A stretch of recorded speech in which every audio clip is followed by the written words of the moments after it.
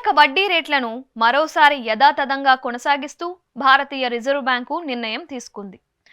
Repo రేటును 6.5% వద్ద కొనసాగించాలని ఆర్బీఐ ద్రవ్య పరపతి విధాన కమిటీ సమావేశంలో నిర్ణయం తీసుకుంటున్నట్లు గవర్నర్ శక్తికాంత దాస్ ప్రకటించారు.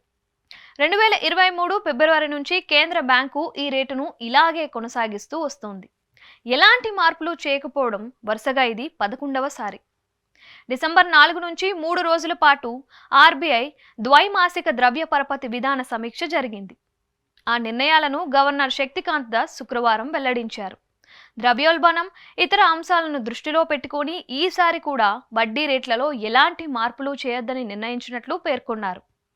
రెపో రేటుతో పాటు స్టాండింగ్ డిపాజిట్ ఫెసిలిటీ రేటును 6.25%, మార్జినల్ స్టాండింగ్ ఫెసిలిటీ బ్యాంక్ రేటును 6.75%గా ఉంచినట్లు తెలిపారు.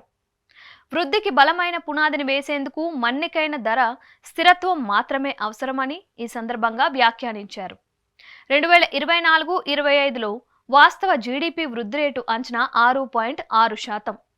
గత ద్వైమాసిక సమీక్షలో దీన్ని 7.2%గా అంచనా వేయగా ప్రస్తుతం తగ్గింది. జూలై-సెప్టెంబర్ త్రైమాసికంలో వృద్ధి రేటు అంచనాల కంటే తక్కువగా 5.4%గా ఉంది.